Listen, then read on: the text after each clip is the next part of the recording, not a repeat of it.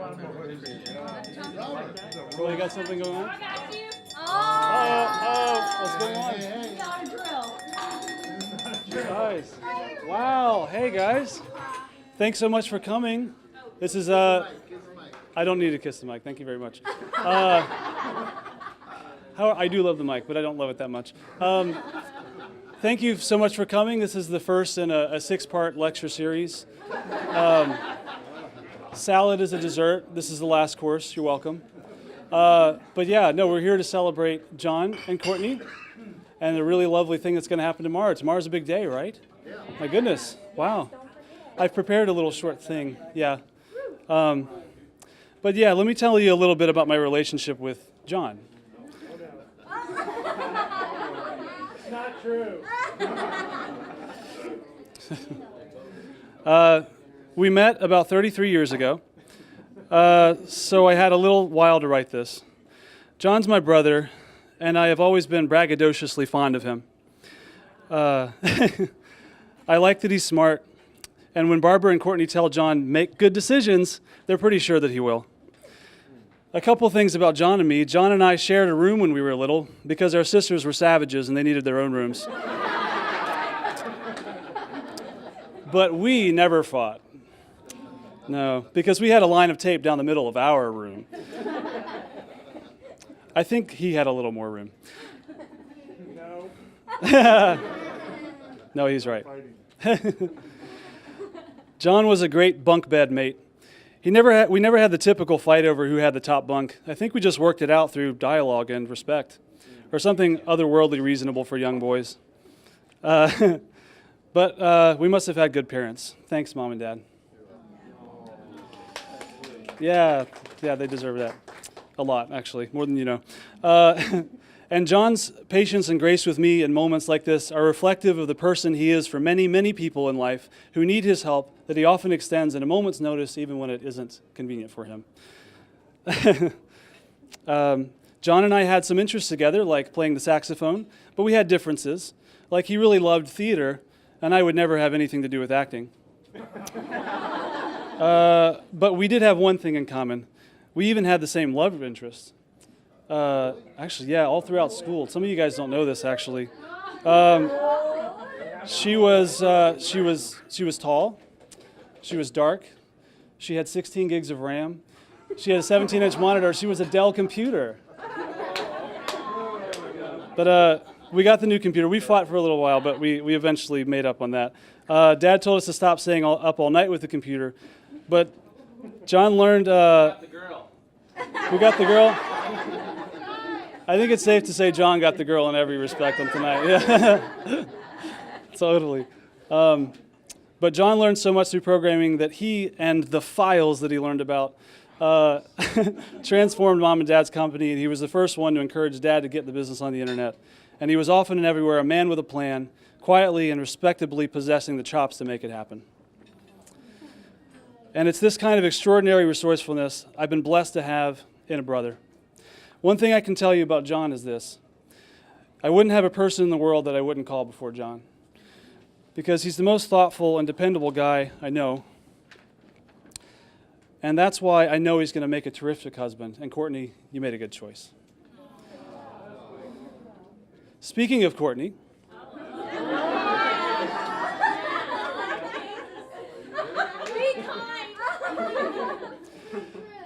Courtney,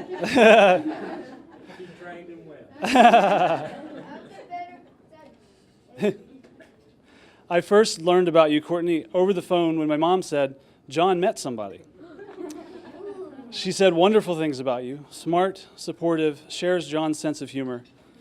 I witnessed the joy between them when we bought them dinosaur hand puppets for Christmas so they could play Jurassic Park with the kids, but they ended up chasing each other and having fun in their own little Jurassic world. You guys can really speak from the soul when you speak through Tyrannosaurus hand puppets. Mom also told me that ever since Courtney told John she liked that he wore white shirts, after that, the only thing he wore was white shirts.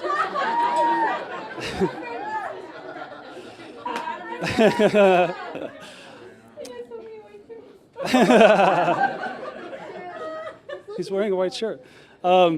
Mom also said that you are raising two lovely young boys, Christian and Landon, who were just so well behaved. And when I saw you with them, I knew that they were a reflection of their devoted, patient, and attentive mother, and of the real love they know that they have from you. It resonates through their eyes, through the steady knowing that they have the love of a mother like you that puts them at ease. This character in you and from many other examples is why, John, you made the great choice. And I can't ask for a better sister-in-law than you.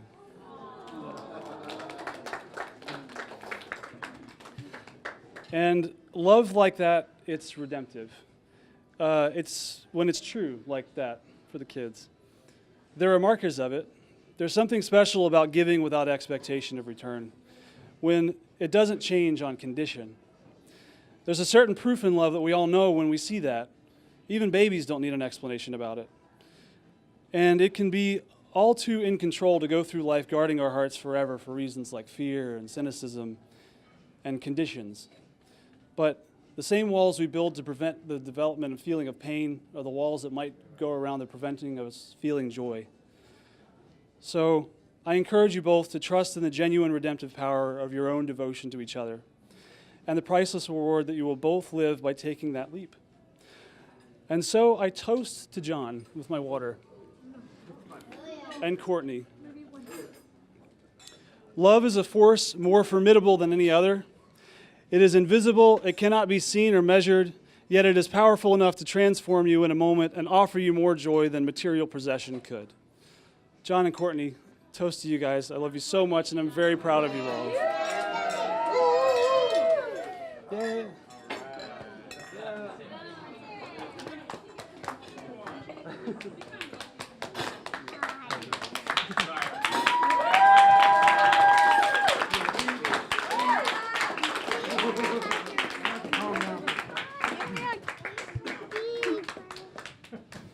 Next part of the lecture series, drinks. Uh-oh. Follow that. Here it comes. I know. Twin sister. The microphone is for the camera. I know. Hold it upside down.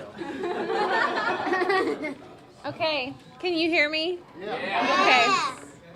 Okay. On behalf of my family and I'd like to thank everyone for being here today to celebrate the love of John Douthat and Courtney Douthat. Can I say that? John, honk, honkaton, Ponathan, Ponkaton, Ardbard, yo! You guys know John F. and I were in the womb together, right? We go way back to the time of beta tape players, Popples, He-Man, Transformers, John taking various electronics apart in the house, dressing up our dogs, Rusty, Noffin, Clag, and Dougal in human clothes, setting up the living room as a huge tent, and setting up flip stations and pulling mattresses into the living room, jumping off the roof onto the trampoline, jumping off the trampoline into the pool. How are we still alive? As long as I have known you, I have never seen you this happy, ever. I mean, geez. It's like you found someone that finally speaks your language, and you speak hers. It's like Courtney came and opened your heart, the floodgates, and it's a beautiful sight. Which brings me to my first quote. We're all a little weird, and life is a little weird. And when we find someone whose weirdness is compatible with ours, we join up with them and fall into mutually satisfying weirdness and call it true love. I remember before their first date, Courtney was totally crushing on John.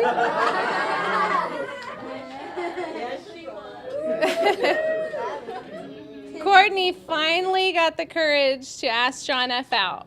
And when she did, she was so excited, she texted her excitement to her friend, only to see, moments later, she mistakenly texted John. Yes, it's true. So true.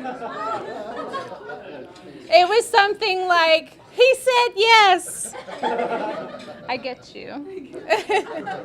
You missed part of abort mission. Oh, yes, yes, yes, after she said abort. But y'all, it gets even better. Their first date was so, what's the word? Epic. We cannot even discuss it at the dinner table. Let's just say John was sick with love and Courtney was a good sport. Okay, time to divert to another quote.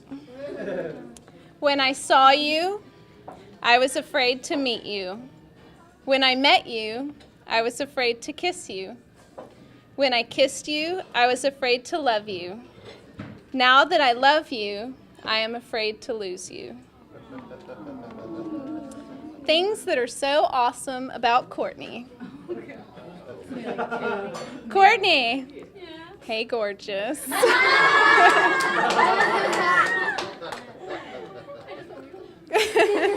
Courtney, not only are you gorgeous, you are witty, hardworking, smart, and courageous. You will be an amazing wife to John. You seem to know exactly how to cheer everyone up all the time and always help others. Plus, you're just fancy like that. How does she do it? I mean, really. I've known you only a short time, and I already love you. I love you for the little bit of humor that you sprinkle on everything that you come in contact with. Your grace, your commitment to family, and also how much you complete my brother. My heart lights up when you come dancing in my office all of the time.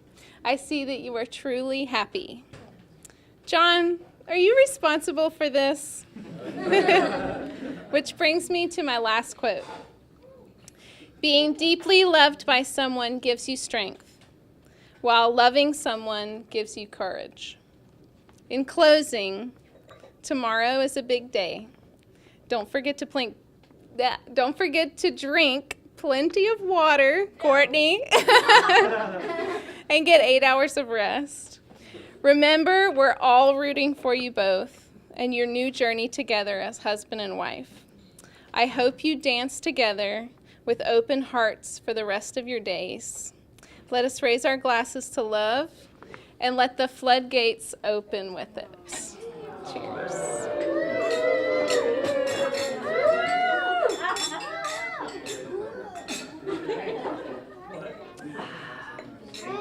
Thank you.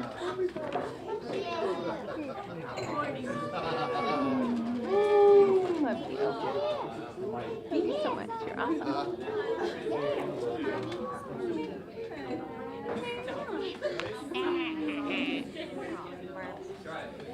You keep me together.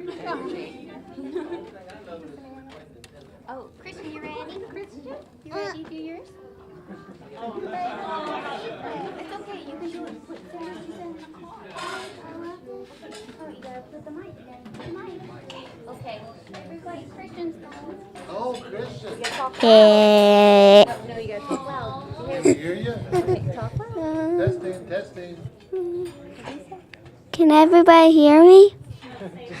Hold it down here and speak loud. Speak loud. Can everybody hear me? Yeah. I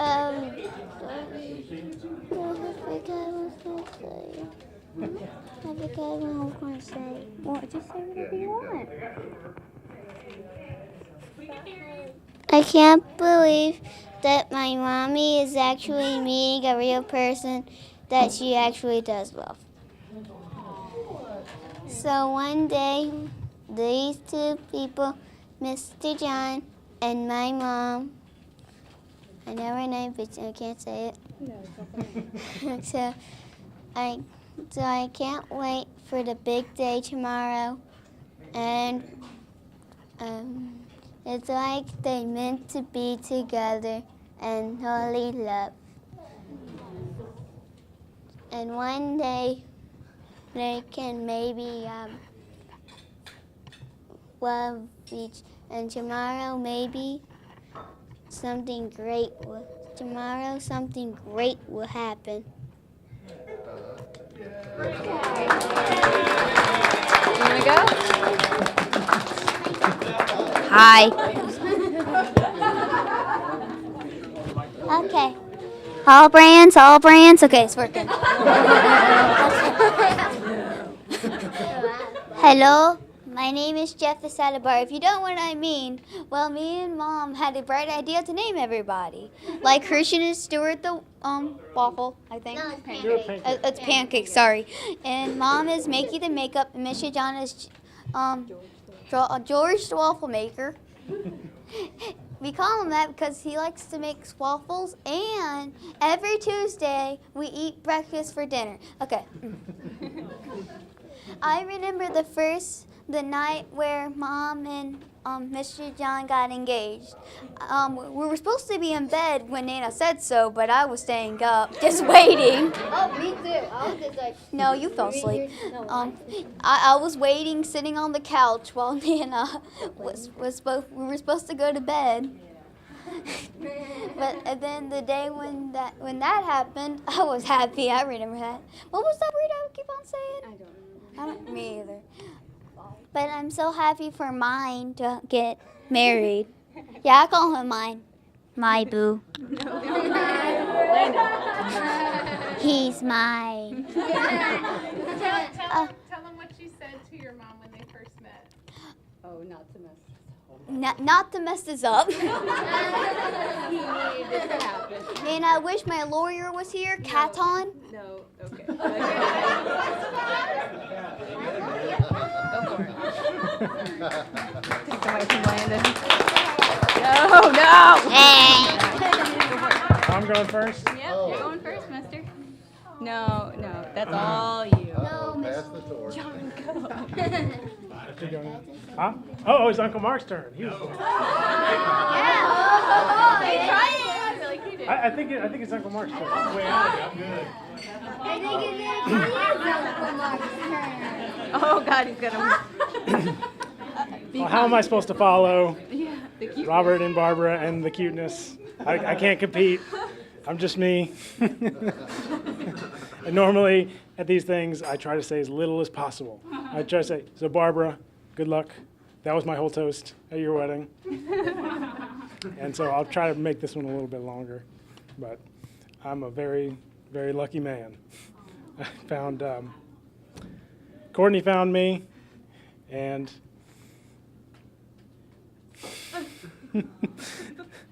and I'm very, very lucky. I'm very fortunate to have the family here. It's unfortunate that we can't spend more time with you guys. You know, all the wedding preparations, and then everybody comes into town to see us, and then we see you for 2 seconds, and then we run off. So I feel very fortunate that you guys are here. My parents, Barb and Seth, the kids, Courtney, Uncle Bill, all the Ramirez's, and all the Hennigans, and all the Dwarons, and everyone. Yeah. Yeah.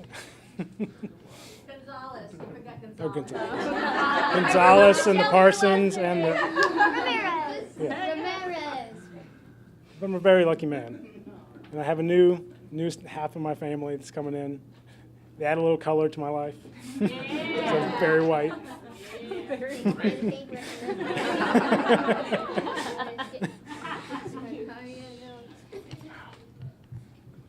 Well, you see, you have a plan, and then you get up in front of everyone. Yeah. I know, I'm terrified. You get to follow up, boo. No. You have a No, but- ready-made family, so you're ready. Yeah. But she completes me. She's my boo. And I love her very much. Oh, good. I'm a very lucky man. Okay. That's All right. Ah, crap, I'm going to cry. I know it. He's like, and I'm done. I'm done. Can I just repeat yours? Yes. Good. Word All for right, word. I'm a lucky man. Plot twist. No, just kidding. No. All right. Goodness. If you, Chris. I mean, if you're here, you know me already. All right. Except Uncle Bill, I'm sorry. Nice to meet you.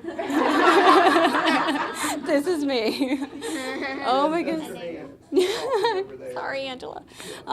If you're here, that means we love you unconditionally so much to have you here, and we are so excited for tomorrow because I believe that marriage is what it's about. Yes, you have a pretty wedding, you have all these things, but it's actually about getting married and being together, and that's the part I'm excited about. So I think it's been easy not to stress over, it might rain, it might not rain, we need to do this, because I'm like, all right. And as Barbie keeps telling me, there will be me, him, rings, and a priest. So, and I got a backup priest. Okay. Yeah, I did that. But I just want to tell you all a funny story. Me and John watched this show, and it's our show, and we refuse to watch it without each other. And we're like, all right, it's on Netflix. So we're like, all right, you want to watch our show when we get home? We're like, yeah, okay, we'll do laundry, and then we can watch our show. So on the show, they said that you always end up with someone like your parents, one of your parents, you're supposed to be. So I looked at him, and I was like, well, which one of your parents am I? Am I your dad and your mom? He goes, well, you're not my mom. She's quiet. And I'm like, thanks, John. Thanks. Thank you so much. But honestly, either one of them, I would have been glad to have anything at all, a trait from one of them. They are amazing people, and I didn't even know how amazing they were until I started coming around more, and I found out that they host foreign exchange students. And they do it all the time, and it's nothing to them. They love it. They love to go to the recitals and anything that these students have, and I think that is so amazing to take your time and give to someone when you don't have to. And no, Mom. And I don't think they've realized how much they've actually given back without meaning to, because we have Yin Lin here. And she found John, who is amazing, and they got married. And if it hadn't been for you guys, she wouldn't have met him because she wouldn't have been here to do that. And maybe she would have been somewhere else, we don't know. And if you hadn't started All Brands, then I would have never met John. So you gave us that. And you allow us to work with Barbara, and the only person I think that would ever share an office with me. He's the only person I could share an office with. That's about it. That's about it. And that Seth is right downstairs, and that we have each other, and we can constantly, when we get a little frustrated, or Barbara's like, I don't understand why they're not doing this. We have each other there, which is something that a lot of people don't have the luxury. And we get that luxury because of you guys. And I'm very grateful, very, very grateful for that. But then I asked John which one of my parents he was. And though he has the sass of my mother, he tries to hide. He's very sassy, and sometimes he says things, and I look around, and I'm like, am I the only one that heard that? Yep, I'm the only one that heard these things. But he is actually like my uncle. Because as much as I try to be independent and do my own thing, they're both there to swoop in if I need to or if I don't need to. But they feel like they need to. They encourage me. Even when I'm painting and I want to show Uncle Mark every single paint stroke, and I'm like, does this look weird? And he's like, no, I mean, yes, it looks weird, but go with it. And John, I'm like, John, is this makeup too much? He's like, maybe, but go with it. And he'll actually come in public with me. So that's great. I appreciate that. They are both very encouraging, and I think that to have encouragement and kindness and constantly people telling you that you can do whatever it is you want to do is an amazing thing, and I know who they got it from. But I feel like he's some of the greatest parts of my uncle, and it makes me happy, and I feel safe. And it's the only reason I would ever leave my uncle's house, even when he told me, okay, Courtney, you're getting up there in age, you need to go. So, because it's scary. It's scary at night. And Uncle Mark's there. It says he's happy about it. And But- he can sleep with you at night. Okay, sit. But it's just, it's an amazing thing to find John, and I didn't think I'd ever find someone that I would trust with my kids, with everything, with my heart. And I appreciate you. And I promise to be kind to everyone I meet, even if they're not being kind to me, because that's what you want. Even when they're really not being kind to me, I'll be kind, and I'll be generous and encouraging to everyone because of you. And you bring out the best in me. Good. Thank you, everyone. Enjoy your meal. Yeah, good.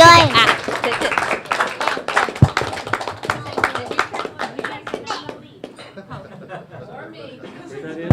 When you don't have nothing else.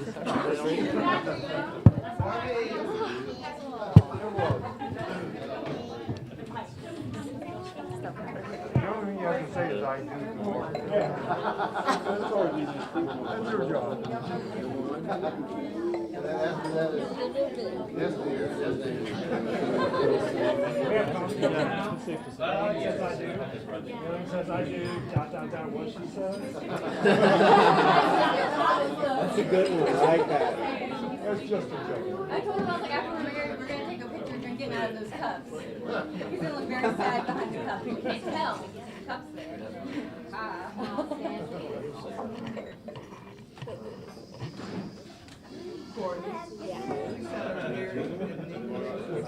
I bet you Oh, I mean, I didn't sing Chinese folk song for a while, so that's why I was like thinking of the words. And this song that I'm, that's what I'm thinking. So I'm gonna just make up words, something blah blah blah. So the title of this song is called "Good Day," 好日子. Let's say that. 好日子. That means good day. Today is a good day, and tomorrow is another good day. And actually, I will sing that in the song too. Tomorrow is another good day. Okay. Okay. Warm up, let's warm up. Okay. Okay, I'm ready. Okay. 开心的锣鼓敲出年年的喜庆，好看的舞蹈送来甜甜的欢腾，好来的风采送了明天的日子哟，明天的欢乐是我们的笑容。今天是个好日子，心想的事成都能成。明天是个好日子，大家都欢乐，开心的日子。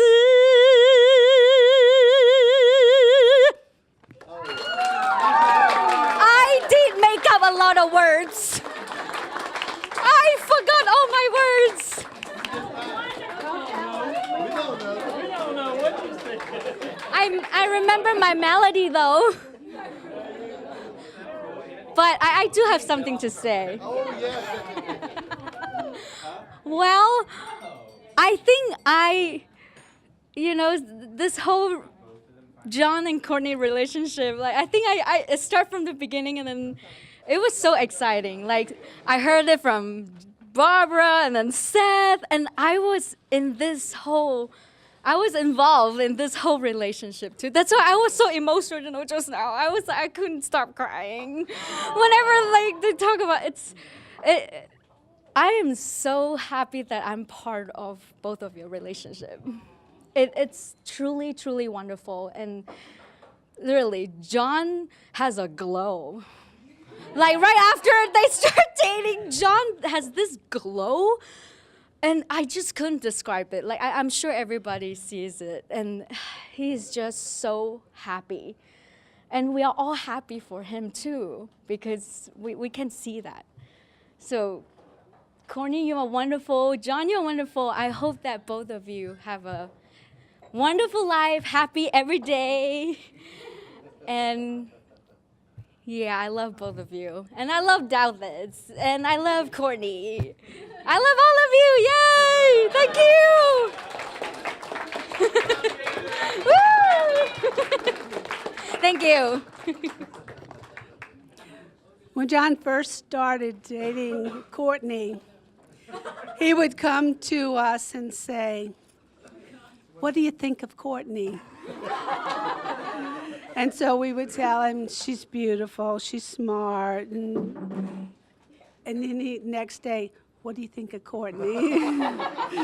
So it took him a while to realize that he was saying this every day. So then finally he realized what was happening, but he still came to us and said, "What do you think of Courtney?" But this time it was like almost a joke. But So then they yeah. saying terrible things.